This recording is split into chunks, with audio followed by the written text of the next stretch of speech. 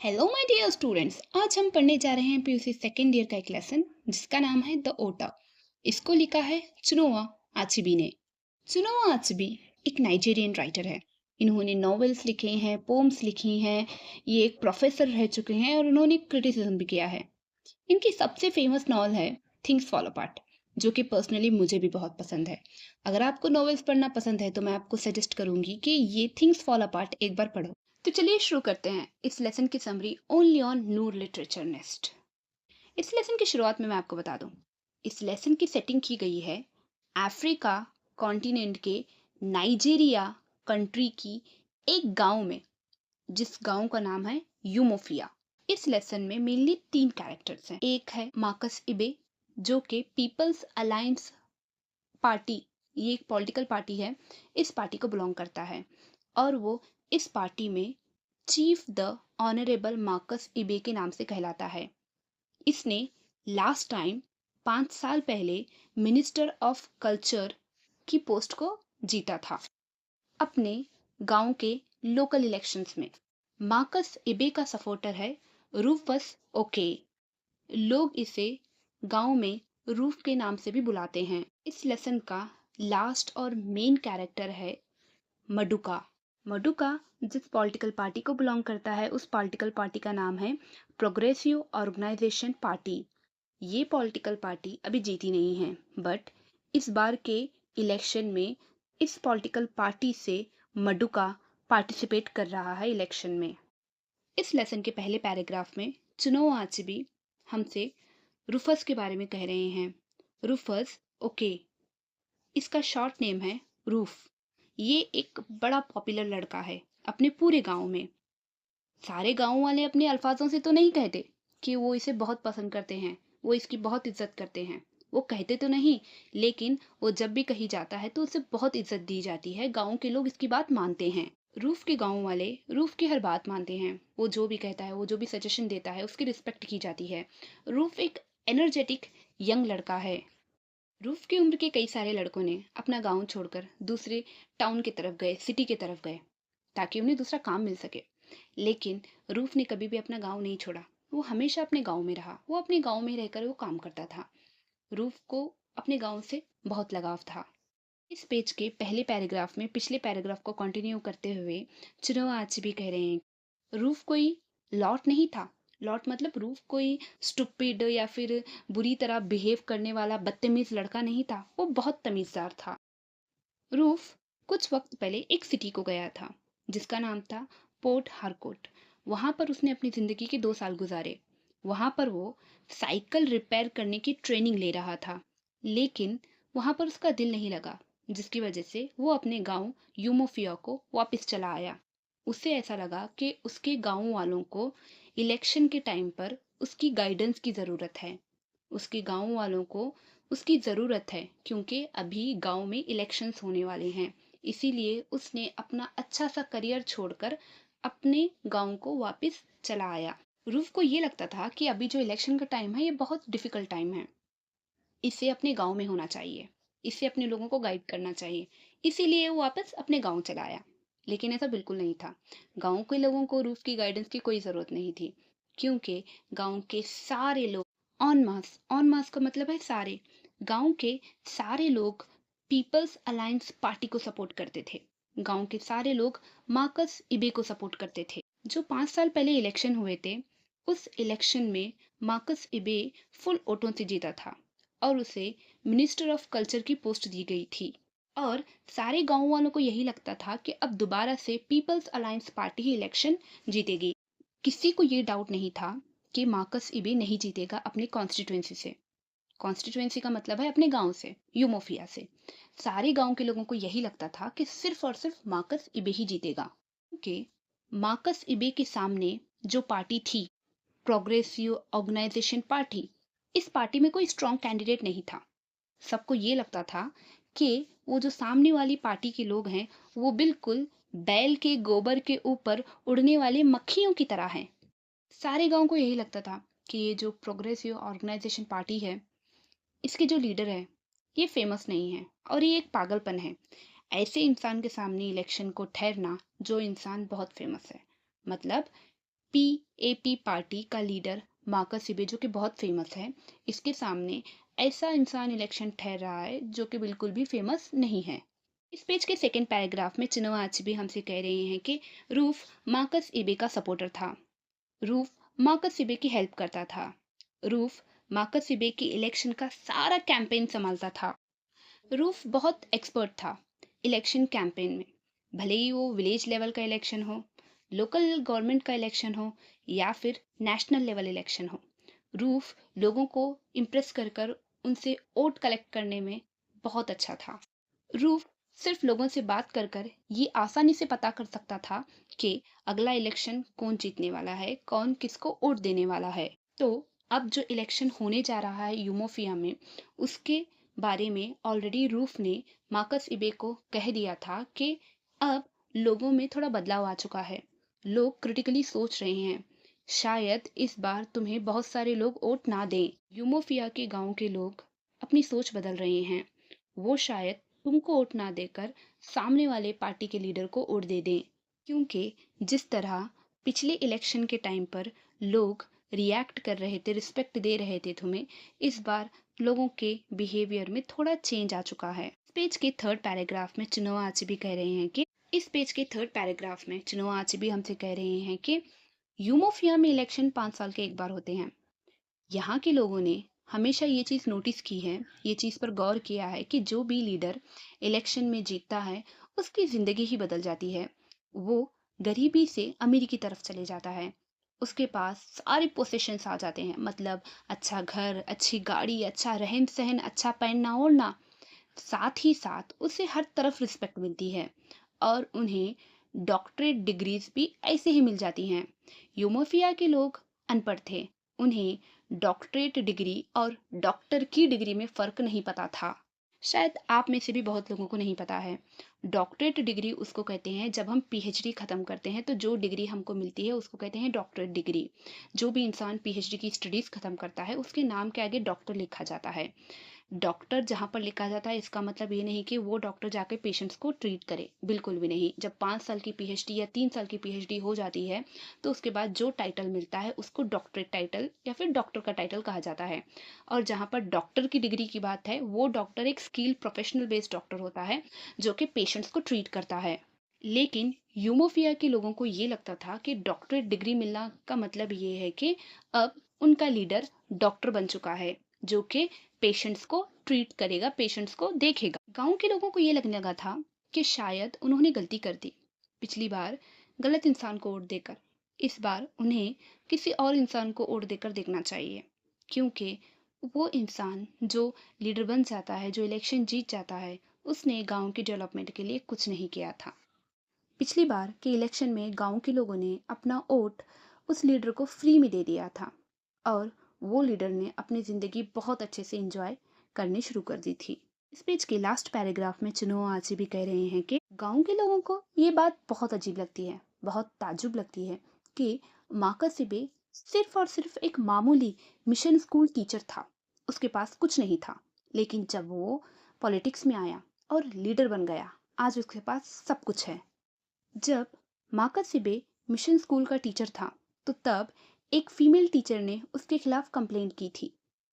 उस कंप्लेंट को अवॉइड करने के लिए मार्कस सिबे अपनी स्कूल को छोड़कर इलेक्शन के लिए ठहर गया और वो इलेक्शन जीत गया।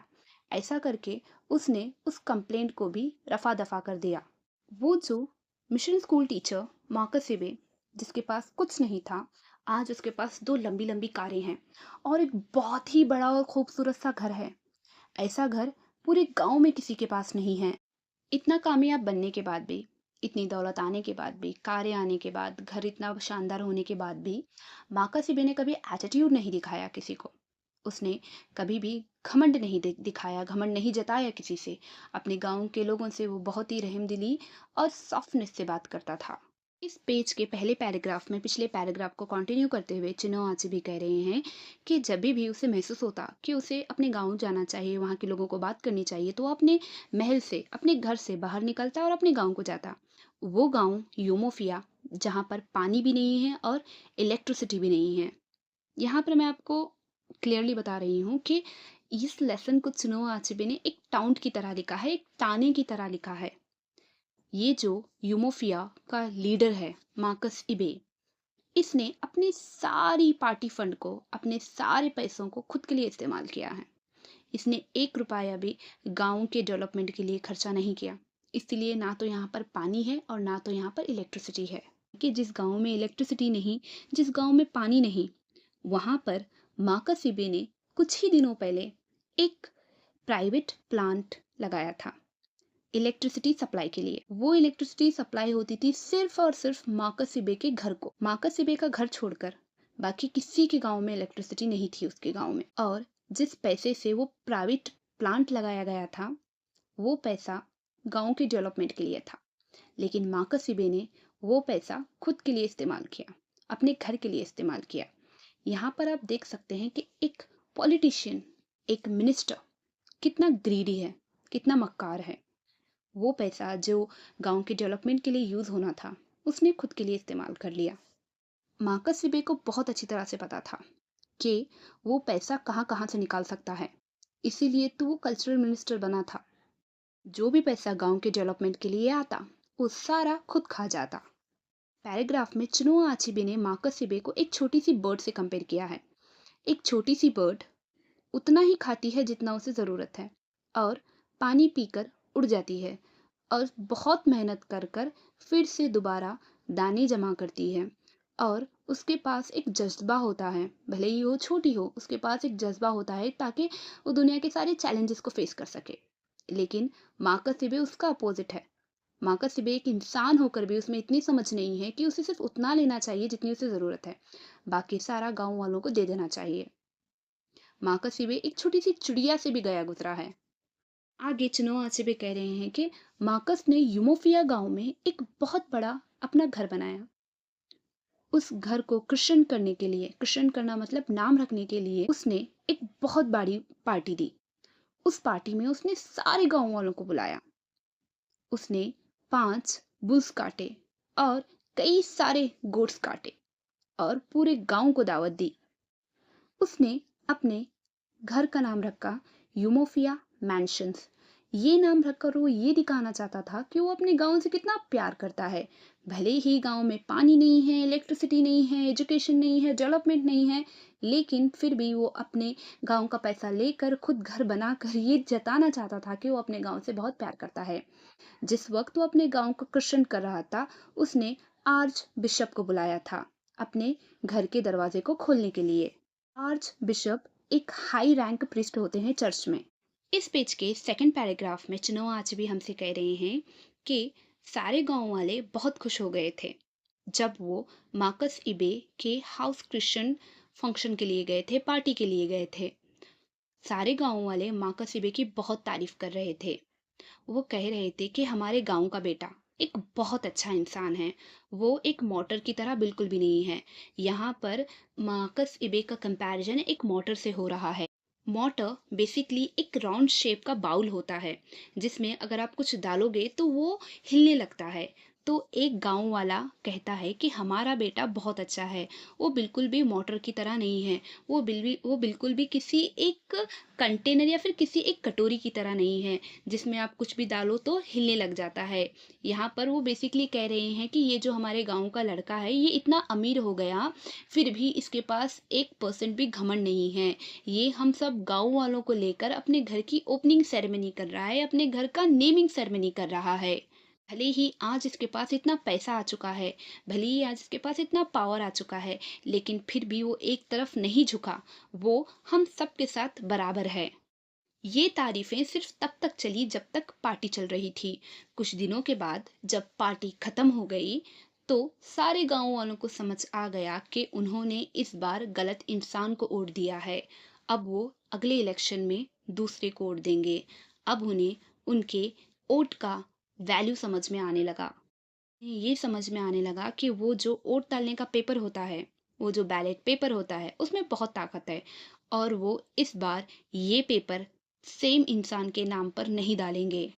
मार्कस इबे को भी ये पता था कि अब गांव वालों की सोच बदल रही है। शायद इस बार गांव वाले उसे वोट ना दे, लेकिन मार्कस इबे ने अपनी सारी तैयारी कर रखी थी। इसीलिए मार्कस ने अपनी 5 महीने की सैलरी एडवांस में ही ली थी गवर्नमेंट ट्रेजरी से।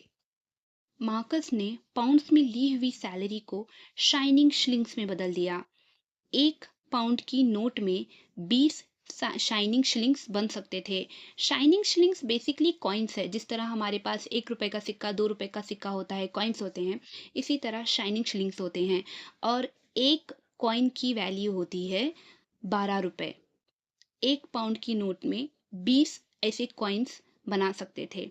तो मार्कस इबे ने अपनी नोटों को चिल्लर में बदल दिया ताकि वो बहुत सारे लोगों को वो पैसे दे सके और ओट खरीद सके।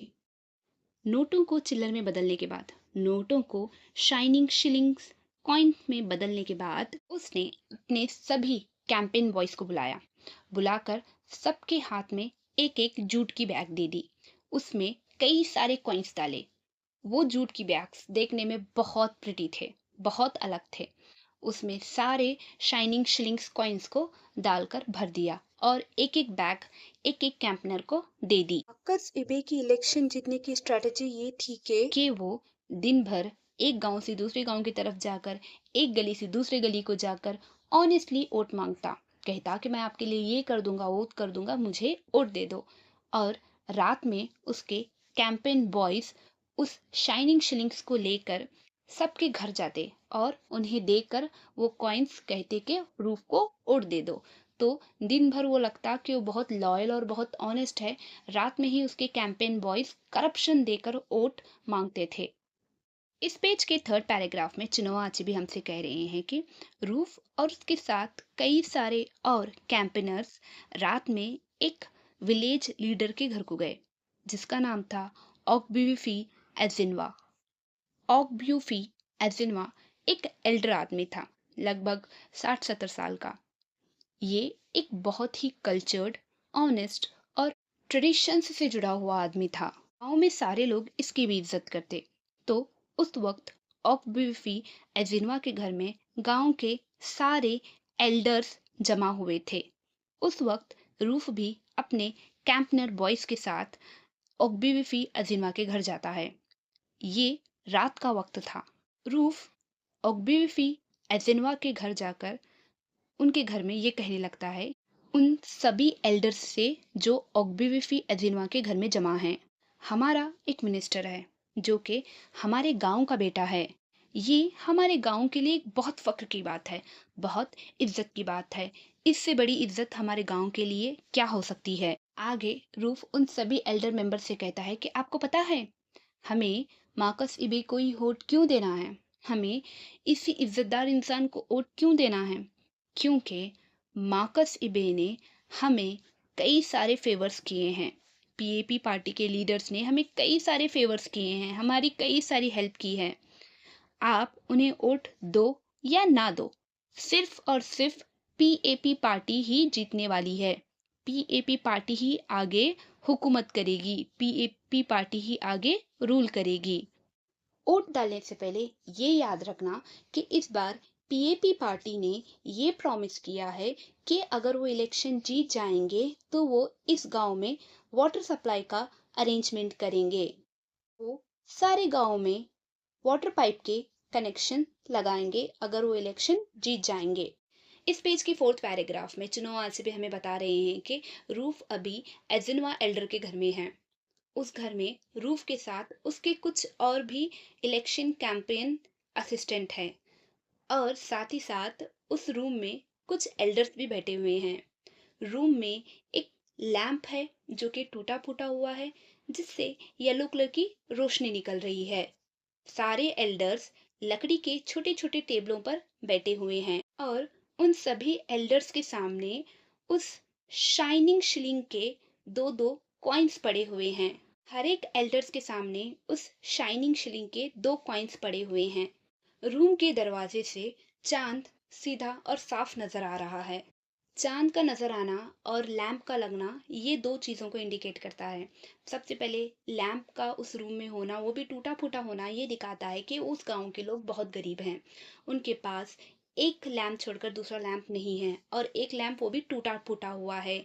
उतने अंधेरे में ही वो अपनी ज़िंदगी गुज़ार रहे हैं क्योंकि उस गाँव में इलेक्ट्रिसिटी नहीं है और चाँद इंडिकेट करता है रात का वक़्त। जैसे कि मैंने बताया था, मार्कस इबे सारा दिन गाँव से गाँव घूमकर, सिटीज़ में गली से गली घूमकर अपने इलेक्शन के बारे में सबसे कहता था और वोट्स माँगता था। और रात के वक़्त उसके कैंपेनर्स एक घर से दूसरे घर जाकर लोगों को पैसे देकर कहते थे कि आप मार्कस इबे को वोट दे देना। इस पेज के लास्ट पैराग्राफ में हम देख सकते हैं कि रूफ ने जब मार्कस वेबे की तारीफ की कि वो बहुत इज़्ज़तदार है, वो हमारे गांव का बेटा है, वो अपने गांव के लिए कुछ भी कर सकता है। उसने प्रॉमिस किया है कि वो इस साल अगर इलेक्शन जीत जाएगा तो गांव में वाटर सप्लाई स्टार्ट कर देगा। ये सब रूफ उन एल्डर से कहता है। इतना सुनकर एजिनवा, जो कि उस गांव का एल्डर और रिस्पेक्टफुल इंसान है, वो कहता है कि हम तुम्हारी हर एक बात का यकीन करते हैं। तुम हर एक बात सच कह रहे हो। एजिनवा आगे कहते हैं कि हम सभी एल्डर्स वोट सिर्फ और सिर्फ मार्कस को देंगे। कोई पागल ही होगा जो ऐसे पैसे को छोड़कर उस इंसान को वोट देगा जो कुछ नहीं दे रहा। यहाँ पर चिनोआ अचेबे ने ऊज फेस्ट और पुअर रिचुअल मील से मार्कस इबे और मडुका को कंपेयर किया है।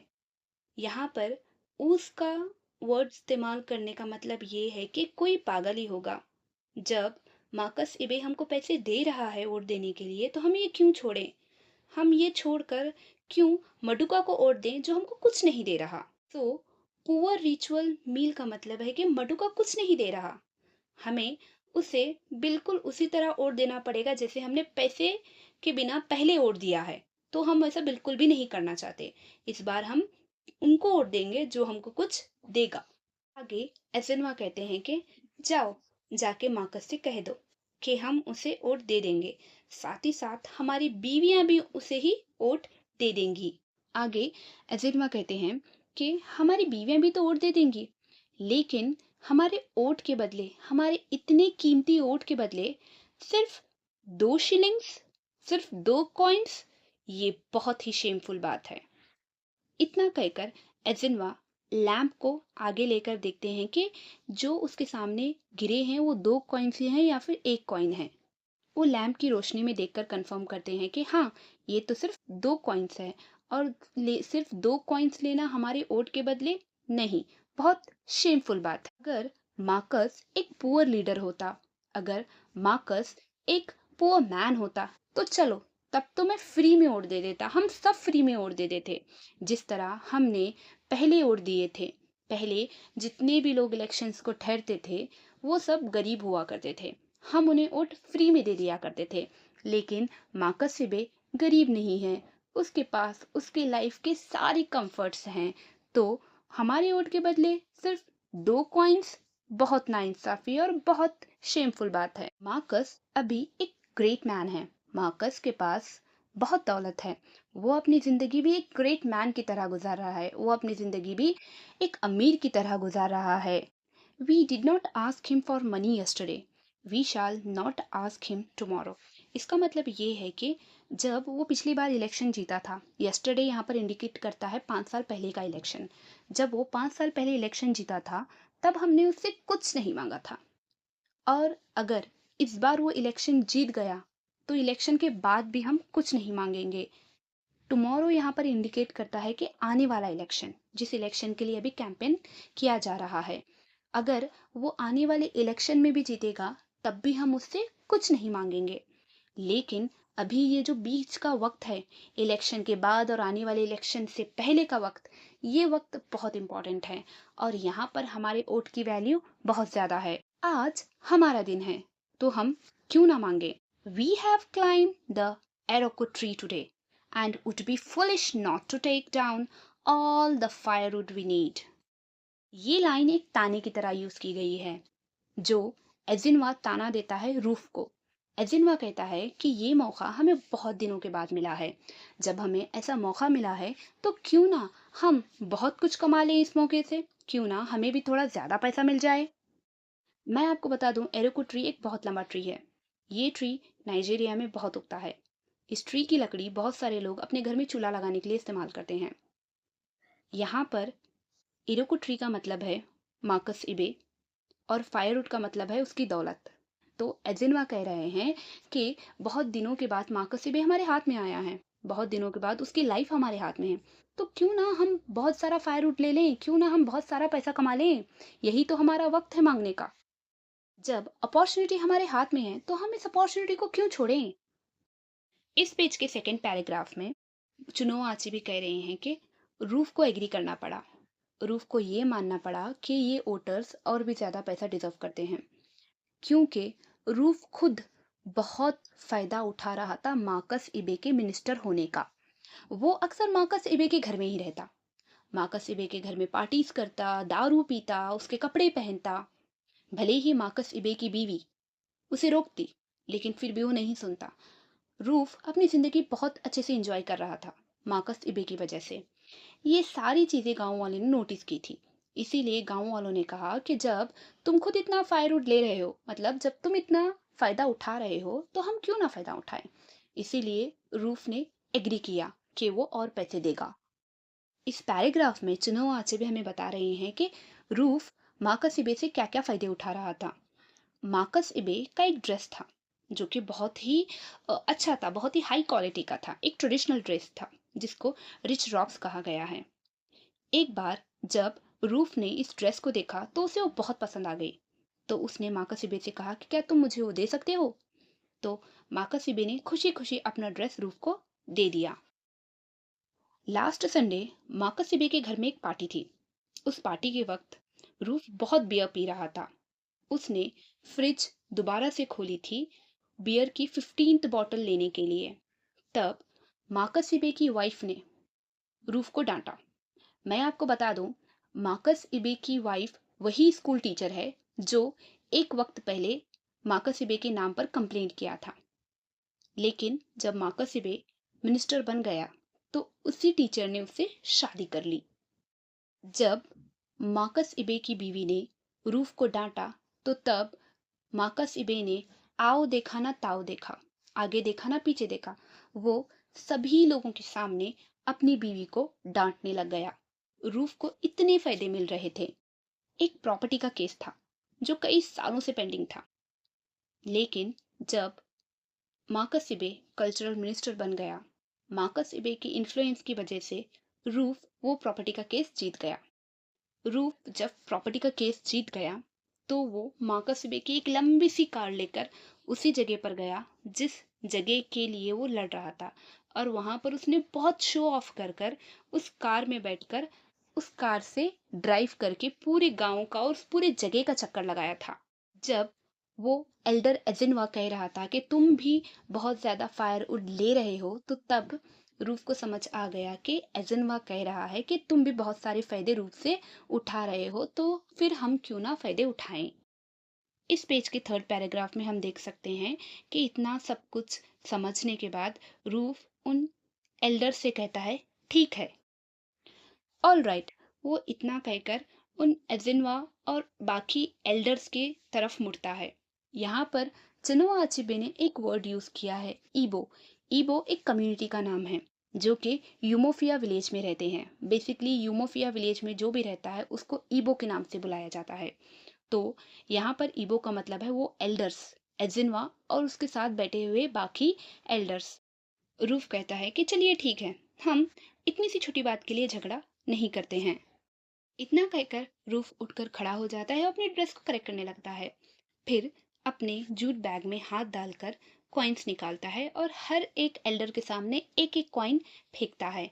वो बिल्कुल किसी चर्च के प्रिस्ट की तरह झुककर एक एक कॉइन फेंकता है। जैसे ही वो और एक एक कॉइन फेंकता है, सारे एल्डर्स हाँ में सर हिलाते हैं। ये इंडिकेशन था कि वो अब मान गए हैं। रूफ का एटीट्यूड इतना था कि वो पैसे उसने एल्डर्स के हाथों में नहीं दिए थे, बल्कि उनके सामने फेंका था। फिर वो उठकर खड़ा होता है और फिर से एक एक कॉइन उनके सामने फेंकता है। ऐसा कर कर रूफ ने हर एक एल्डर को 4 कॉइन्स दिए। पहले 2 कॉइन्स उसने पहले ही दिए थे, उसके बाद एक कॉइन दी, फिर आखिरी में एक कॉइन दी। ऐसे करके उसने 4 कॉइन्स दे दिए। इस पेज के लास्ट पैराग्राफ में रूफ कहता है कि अब मेरा काम हो गया। रूफ एक्स्ट्रा पैसे देकर बिल्कुल भी खुश नहीं था। वो जता रहा था कि वो खुश है, लेकिन वो बिल्कुल भी खुश नहीं था। उसके चेहरे पर वो फेकनेस क्लियरली नजर आ रही थी। वहां के एल्डर्स को पता था कि किस तरह एक डेकोरम मेंटेन करके ऊंट को पहाड़ से नीचे लाया जा सकता है। डेकोरम मेंटेन करना मतलब कि पोलाइटली सॉफ्टली किसी से बात करना, झगड़ा ना करना, भले ही सिचुएशन जितनी भी बुरी हो। अपना आपा ना खोना, अपना कंट्रोल ना खोना और अपने गुस्से को दबा कर रखना। रूफ फिर गुस्से में कहता है कि जाओ जाओ, जाकर अपना ओट अपने दुश्मन को दे दो। तब एजिनवा और सारे एल्डर्स उसको कहते हैं कि गुस्सा मत करो, हम ओट सिर्फ और सिर्फ मार्कस इबे को देंगे। इतना होने के बाद उन सभी एल्डर्स में जो आखिरी एल्डर बैठा था, वो अपनी इज्जत की चिंता किए बिना, अपनी इज्जत के बारे में सोचे हुए बिना जमीन पर पड़े हुए कॉइन्स को उठाता है। इस पेज के पहले पैराग्राफ में चुनुआ आचिबे कह रहे हैं कि ये जो प्रोग्रेसिव ऑर्गेनाइजेशन पार्टी है, पीओपी पार्टी, इसको कुछ ट्राइबल ग्रुप ने बनाया था। ये लोग अपने पॉलिटिकल, कल्चरल, सोशल और रिलीजियस लाइफ की हिफाजत करना चाहते थे, क्योंकि इन्हें उतनी इज्जत दी नहीं जाती थी गांव में, जिसकी वजह से ये चाहते थे कि इनके ग्रुप से कोई एक पॉलिटिकल फिगर, कोई एक पॉलिटिकल आदमी निकल कर आए, ताकि उन्हें भी इक्वल इंपॉर्टेंस मिल सके और उनका कल्चर, उनकी सोशल लाइफ, उनकी रिलीजियस लाइफ सेफ हो। लेकिन सारे गांवों वालों को यह पता था कि कुछ भी हो जाए, पीओपी पार्टी बिल्कुल भी नहीं जीतेगी। वो खामखा बेवकूफ़ी कर रहे हैं, खामखा पीओपी पार्टी के सामने इलेक्शन लड़ने के लिए ठहर रहे हैं, जबकि पॉपुलैरिटी सिर्फ पीएपी लीडर मार्कस इबे की है। पीओपी लीडर मडुका इतना पॉपुलर नहीं है और कोई नहीं जानता। तो पीओपी लीडर ने अपनी पॉपुलैरिटी बढ़ाने के लिए और वोट मांगने के लिए गांव के कुछ लोकल रास्कल्स और ठग्स, मतलब के गांव के कुछ गुंडे, चोर, बदमाश को जमा करके उन्हें कई सारे कार्स और लाउड स्पीकर दे दिए थे, ताकि वो गली गली में जाकर पीओपी पार्टी का एडवर्टाइजमेंट करें। लेकिन ये बात तो पक्की थी, भले ही पीओपी जीते या पीएपी जीते, ये जितने भी कैंपेनर्स है, जितने भी सपोर्टर्स है जो गली गली जाकर वोट मांग रहे हैं पीओपी पार्टी के लिए, पीएपी पार्टी के लिए, ये सपोर्टर्स सच में रिच बन जाएंगे, क्योंकि उन्हें पार्टी लीडर्स से इतना पैसा मिल रहा था कैंपेन के लिए। चाहे कोई भी इलेक्शन जीते उस गांव में, लेकिन दोनों गांव के पॉलिटिकल पार्टीज के कैंपेनर्स को बहुत पैसा मिल रहा था अपने लीडर्स से, अपने पार्टी का एडवर्टाइजमेंट करवाने के लिए। इस पेज के सेकंड पैराग्राफ में चुनो आचिबी कह रहे हैं कि जब तक एक कैंपेन चल रहा था, जब तक रूफ उस एल्डर एजनवा के घर पर जाकर आया था, तब तक तो बहुत ही सही चल रहा था, सब कुछ ठीक था, सब कुछ प्लान के मुताबिक जा रहा था, जो प्लान रूफ ने बनाया था। लेकिन अगली मॉर्निंग कुछ ऐसा हुआ जो बिल्कुल भी एक्सपेक्टेड नहीं था। अचानक से रूफ के घर पर पीओपी पार्टी का लीडर मडुका आ गया अपने सपोर्टर्स के साथ। एक जमाने में रूफ और मडुका अच्छे फ्रेंड्स हुआ करते थे। उन दोनों को एक दूसरे की आदतों के बारे में बहुत अच्छी तरह से पता था और वो जब भी मिलते तो एक दूसरे को हेलो हाय कर कर बहुत अच्छी तरह से बात किया करते थे। लेकिन आज जब मडुका रूफ के घर पर आया है, तो मडुका अच्छी तरह से बात नहीं कर रहा था। ना तो उसने हाय किया, ना तो उसने हेलो किया, ना तो उसने ये पूछा कि रूफ तुम कैसे हो। उसने आकर डायरेक्ट अपने काम की बात करना शुरू कर दिया। मडुका ने डायरेक्टली रूफ के सामने 5 पाउंड्स के नोट रख दिए। मडुका ने रूफ से कहा कि रूफ, मुझे इन पैसों के बदले तुम्हारा वोट चाहिए। उन पैसों को देखकर और इतना सुनकर रूफ अपनी चेयर छोड़कर उठ गया।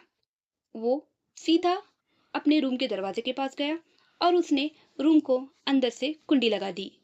जब तक वो चेयर से उठकर दरवाजे तक गया और कुंडी लगाया और लगाकर वापस चेयर पर आकर बैठ गया, तब तक वो यही सोच रहा था कि वो अब क्या करे। उसे सोचने का थोड़ा टाइम मिल गया था। रूफ उन पैसों को देखकर बहुत ही मेस्मराइज्ड हो गया, बहुत ही सरप्राइज हो गया।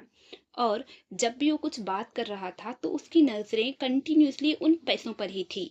वो उन पैसों पे बने हुए तस्वीर को देख रहा था, जिसमें कोका फार्म था और फार्मर्स कोका की फसल को हार्वेस्ट कर रहे थे।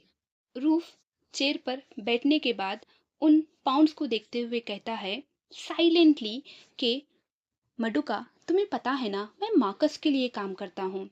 ये बहुत गलत होगा अगर मैं ये पैसे ले लूंगा। यहाँ पर रूफ की ये जो बोलने की टोन थी वो बहुत ही साइलेंट और बहुत ही सॉफ्ट थी। अगर वो एक ऑनेस्ट पीएपी पार्टी सपोर्टर होता तो गुस्से से भर जाता, लेकिन इस वक्त उसमें बिल्कुल भी गुस्सा नहीं था। उसने बहुत ही साइलेंटली मडुका से कहा कि तुम्हें पता है, मैं तो मार्कस इबे को सपोर्ट करता हूँ, मैं तो पीएपी पार्टी को सपोर्ट करता हूँ। अगर मैं ये पैसे ले लूंगा तो बहुत गलत हो जाएगा। इतना सुनकर मडुका कहता है कि जब तुम वोट देने जाओगे वहां पर मार्कस नहीं होगा, हमारे पास वक्त नहीं है बर्बाद करने के लिए। तुम ये पैसे लो और बताओ क्या तुम वोट दोगे या नहीं। तब रूफ मडुका से पूछता है कि ये जो बातें हो रही हैं तुम्हारी और मेरी, ये बातें ये इस रूम के बाहर तो नहीं जाएंगी ना। यहाँ पर रूफ गारंटी मांग रहा है। वो कह रहा है कि अगर मैं ये पैसे ले लूंगा तो तुम किसी और को नहीं बताओगे ना। फिर मडुका कहता है कि हम किसी को नहीं बताएंगे, हमें सिर्फ ओट्स चाहिए, हम सिर्फ ओट लेने आए हैं, हम यहाँ की बातें बाहर नहीं बताएंगे, हमें गॉसिप नहीं चाहिए। इतनी बात सुनकर रूफ कहता है ऑल राइट, ठीक है। इस पेज के फोर्थ पैराग्राफ में मडुका अपने कैंपनर आदमी को इशारा करता है। वो कैंपनर आदमी वो कैंपनर आदमी अपने हाथ में एक छोटा सा स्टैचू लेकर आता है। वो स्टैचू लाल कलर के कपड़े से कवर होता है। दूर से देखने से ऐसा लग रहा था कि वो एक कोई डरावनी खतरनाक चीज है जो कि एक मिट्टी के पॉट में रखी गई थी और उसके ऊपर कई सारे पंख लगे थे।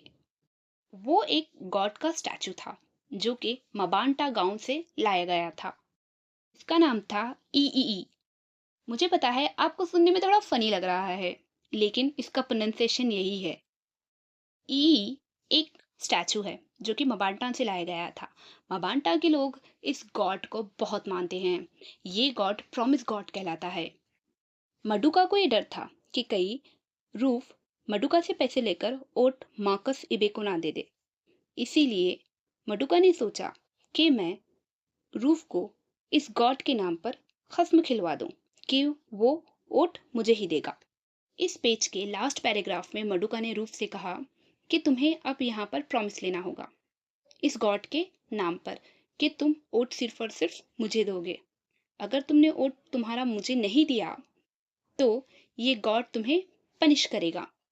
इस पेज के पहले पैराग्राफ में चिनो आचिबे हमसे कह रहे हैं कि जब रूफ से कहा गया प्रॉमिस लेने के लिए तो उसका दिल मुंह को आ गया, वो डरने लगा क्योंकि रूफ को बहुत अच्छी तरह से पता था ये जो गॉड है ये बहुत पावरफुल है और मबांटा गांव के लोग इस गॉड को बहुत मानते हैं। रूफ बहुत ही जल्दी डिसीजंस लेने वाला लड़का था। रूफ को लगा कि मेरे एक ओट से क्या फर्क पड़ने वाला है, भले ही वो ओट मैं मार्कस को दूं या मडुका को दूं, क्या फर्क पड़ने वाला है मेरे एक ओट से। मेरे एक ओट मडुका को देने से मार्कस इलेक्शन नहीं हारेगा बल्कि मार्कस ही जीतेगा। फिर रूफ ने कसम खाई। उसने कहा कि मैं मेरा ओट मडुका को दूंगा, ये मैं प्रॉमिस लेता हूँ इस गॉड पर। इतना सुनकर मडुका और उसके साथ आए हुए सारे कैंपेन सपोर्टर्स कहते हैं कि दैट्स इट, हो गया, और वो उस गॉड के स्टैचू को कवर कर देते हैं। इतना कहकर वो सारे लोग रूफ के घर से बाहर निकलते हैं। जब वो लोग कार में बैठने वाले होते हैं तब रूफ चिल्लाकर कहता है कि तुम कुछ भी कर लो, तुम मार्कस के आगे जीत नहीं सकते। इतना सुनकर मडुका रूफ को जवाब देता है। वो कहता है कि ठीक है, इस बार उसको थोड़े वोट लेने दो, अगली बार उसको और भी ज्यादा मिल जाएंगे। लोगों को वो तो शाइनिंग शिलिंग दे रहा है लेकिन लोग समझ रहे हैं कि वो उन्हें पाउंड्स दे रहा है। इस पेज के फिफ्थ पैराग्राफ में फाइनली वो इलेक्शन की मॉर्निंग आ गई जिसके लिए इतनी सारी तैयारियां हो रही हैं। 5 साल के बाद 5 साल के बाद लोगों का पावर उनके हाथ में आ गया है। अब उन्हें बहुत अच्छी तरह से पता है कि उन्हें किसको वोट देना चाहिए। उमोफिया के हर एक गांव के घर के ऊपर पोस्टर्स लगे हुए हैं। कहीं पीएपी के पोस्टर्स हैं तो कहीं पीओपी के पोस्टर्स हैं। कोई भी ऐसा पेड़ नहीं बचा, कोई भी ऐसा टेलीग्राफ पोल्स नहीं बचे जहां पर कोई भी इलेक्शन का पोस्टर ना लगा हो। जिन लोगों को पढ़ना नहीं आता उन लोगों के लिए पढ़े लिखे लोग वो सब पढ़ रहे हैं जो पोस्टर्स में लिखा हुआ है। उन पोस्टर्स में लिखा हुआ है vote for the people's alliance party, people's alliance party के लिए वोट दो, vote for the progressive organisation party, vote for PAP party, vote for POP party. Even उसमें कई सारे फटे हुए पोस्टर्स भी लगे हैं जिनके ऊपर कई सारे मैसेजेस लिखे हुए हैं। इस पेज के 6th पैराग्राफ में चिनुओ आचेबे हमसे कह रहे हैं कि आज चीफ द ऑनरेबल मार्कस इबे जो कि पीएपी पार्टी का लीडर है, जो इलेक्शन के लिए अभी खड़ा हुआ है, ये बहुत खुश है और इसने सारी इलेक्शन की तैयारियां बहुत ही ग्रैंड तरीके से की है। इसने बैंड बाजे वालों को बुलाया है उमुरू गांव से। जब भी कहीं पर इलेक्शन होता है तो कुछ रूल्स होते हैं फॉलो करने के लिए। जहां पर भी इलेक्शन बूथ्स होते हैं, जहां पर भी इलेक्शन के लिए सेंटर बनाया जाता है, उस सेंटर के आजू बाजू के सभी दुकानें, सभी सोशल प्लेसेस को बंद कर दिया जाता है और किसी को ये परमिशन नहीं होती कि वो ग्रुप बनाकर ठहरे। तो इस गांव में भी बिल्कुल ऐसा ही था। इलेक्शन के सेंटर के बाहर कोई नहीं ठहर सकता था। इसीलिए मार्कस इबे ने उस बैंड बाजी वालों को इलेक्शन के सेंटर से थोड़ा दूर पर खड़ा रखा था। उसने ऐसा इसलिए किया था कि सारे गांव वालों को लगे कि वो रूल्स फॉलो कर रहा है। गांव के सारे लोग बहुत खुश थे। वो नाचते हुए, गाते हुए, अपने हाथों में अपने बैलेट पेपर्स को पकड़ के, अपने वोटिंग के पेपर्स को पकड़ते हुए वोटिंग सेंटर की तरफ जा रहे थे, वोटिंग बूथ्स की तरफ जा रहे थे। चीफ द ऑनरेबल मार्कस इबे अपनी एक लंबी सी हरे रंग की कार में बैठे हुए उन सभी लोगों को पोलिंग बूथ की तरफ जाते हुए देख रहा था। सभी लोग बहुत खुश थे। वो नाच रहे थे, गा रहे थे, बजा रहे थे, इंजॉय कर रहे थे। सभी लोगों में एक नॉलेजेबल, एक एनलाइटेड गांव वाला आया। आकर उसने मार्कस सिबे को हाथ मिलाकर एडवांस में कांग्रेचुलेशन कहना शुरू कर दिया। उस गांव वाले को पता था कि मार्कस सिबे ही जीतेगा। तो उस गांव वाले का देखा देखी सभी वोट देने वाले लोग मार्कस इबे को एडवांस में कांग्रेचुलेशंस करते हुए पोलिंग बूथ की तरफ जा रहे थे वोट देने के लिए। इस पेज के आखिरी 2 पैराग्राफ में चुनाव आचेबे कह रहे हैं कि अभी बहुत कम टाइम बचा है। रूफ और दूसरे पॉलिटिकल कैंपेनर्स सभी लगे पड़े हैं कि इस आखिरी वक्त में किसी भी तरह लोगों को कन्विंस करें और उन्हें ये कहें कि वो सिर्फ और सिर्फ मार्कस इबे को वोट दें। मार्कस इबे के सपोर्टर्स रूफ और दूसरे कैंपेनर बॉयज एक जगह से दूसरी जगह भाग रहे थे। वो हर एक कोशिश कर रहे थे। वो सारे लोग पसीने में तरबतर थे। सारे लोग पसीने में भीग चुके थे। इस पेज के आखिरी लाइनों में मार्कस इबे कह रहे हैं कि वोटिंग बूथ्स के बाहर कुछ अनपढ़ औरतें ठहरी हुई थी। तब रूफ उन औरतों के पास गया और उसने कहा कि भूलना मत। वो सारी औरतें हंसने लगी। रूफ ने कहा कि भूलना मत, आपको वोट सिर्फ और सिर्फ मोटर कार को देना है। तब उनमें से एक औरत ने कहा, क्या बिल्कुल वैसी मोटर कार जैसी मोटर कार में मार्कस इबे बैठे हैं? तब रूफ कहता है, हाँ, थैंक यू मदर, आपको ऐसी ही मोटर कार पर वोट देना है। आपके हाथ में बैलेट पेपर होगा तो तब आप जो कार के सामने बॉक्स बना होगा उसको टिक करना, टिक कर कर उसी को वोट देना। कार के निशान को छोड़कर किसी और निशान की तरफ देखना भी मत। दूसरा निशान है मैंस हेड। इस निशान पर वही इंसान टिक लगाए जिसका दिमाग सही नहीं है। यहाँ पर आप देख सकते हैं कि रूफ उन अनपढ़ औरतों को मैनिपुलेट कर रहा है। उन अनपढ़ औरतों को पता नहीं कि उन्हें किस सिंबल पर टिक लगाना चाहिए। उन्हें उनके वोट की वैल्यू नहीं पता है। ये हम सबके साथ भी होता है। अक्सर औरतों को पॉलिटिशियन जैसे मामले से दूर रखा जाता है। उन्हें इतना स्कोप नहीं दिया जाता कि वो आगे बढ़कर कुछ कर सके। कई सारी अनपढ़ औरतें वोट ऐसे ही दे देती हैं दूसरों की बात सुनकर। उन्हें पता ही नहीं होता कि कौन सा पॉलिटिकल लीडर सही है वोट देने के लिए। मैं आपको बता दूं, इस इलेक्शन में पीएपी पार्टी का पार्टी सिंबल है कार और पीओपी पार्टी का पार्टी सिंबल है मैंस हेड। इसीलिए मार्कस इबे भी कार में बैठकर अपने पार्टी के निशान को दिखा रहा है। रूफ की ऐसी बातें सुनकर वो सारी औरतें हंसने लगती हैं। इस दौरान रूफ की नज़र मार्कस इबे के ऊपर जाती है जो कि कार में बैठा हुआ है। मार्कस इबे रूफ को देखकर स्माइल करता है।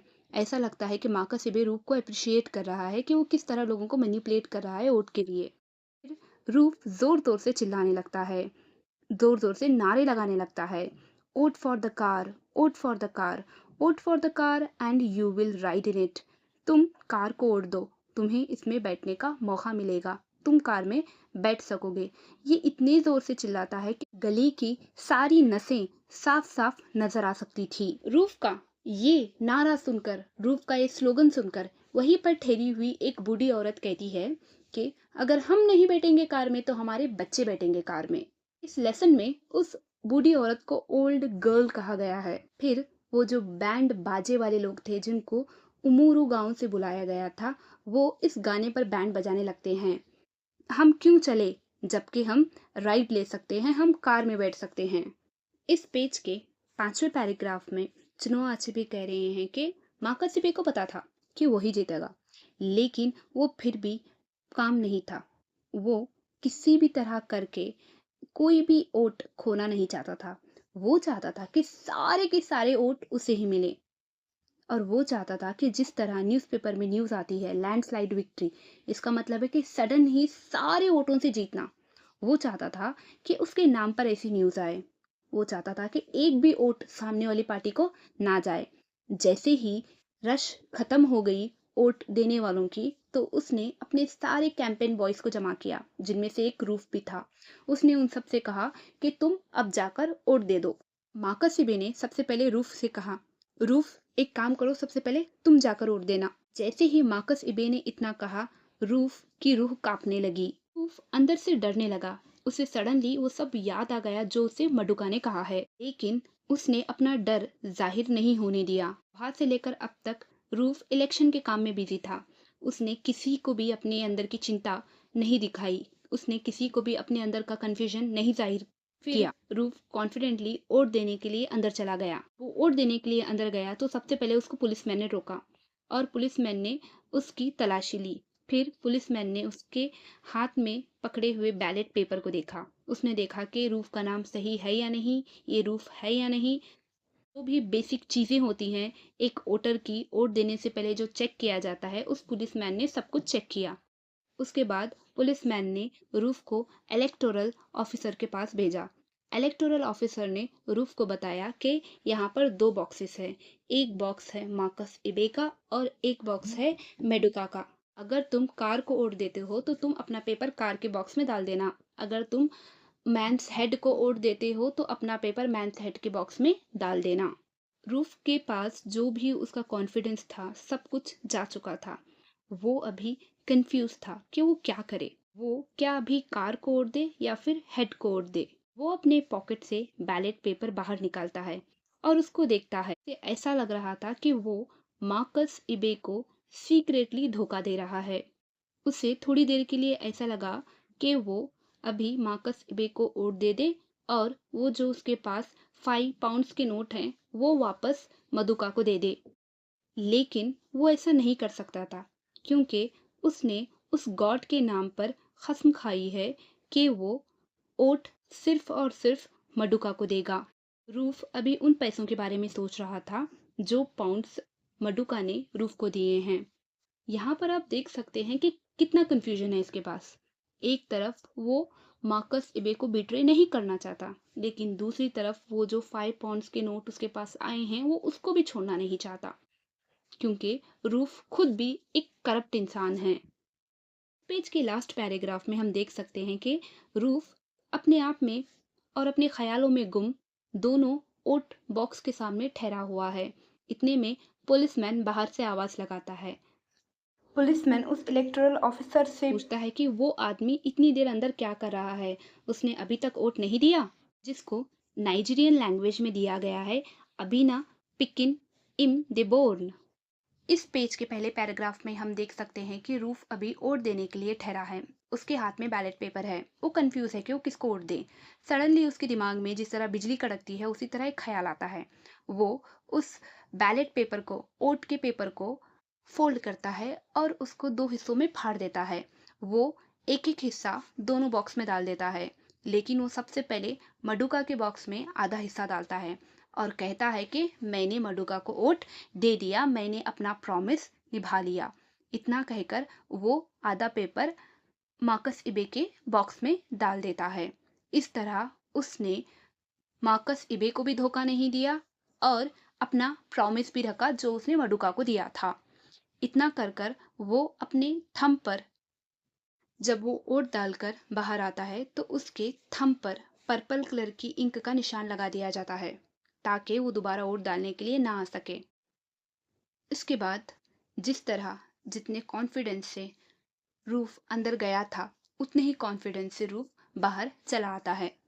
सो माय डियर स्टूडेंट्स, ये थी द ओटर की समरी। ये लेसन थोड़ा लंबा है, इसीलिए वीडियो डालने में भी थोड़ा वक्त लग गया। आप वीडियो को जल्दी से लाइक करें, मेरे चैनल को सब्सक्राइब करें और इस वीडियो को अपने फ्रेंड्स के साथ शेयर करें। अगर आपको मुझसे कुछ कहना है या फिर कुछ बताना है तो आप मुझे कमेंट सेक्शन में कमेंट कर सकते हो, या नहीं तो फिर ये है मेरी इंस्टाग्राम आईडी, आप मुझे यहाँ पर मैसेज कर सकते हो। Thank you, bye.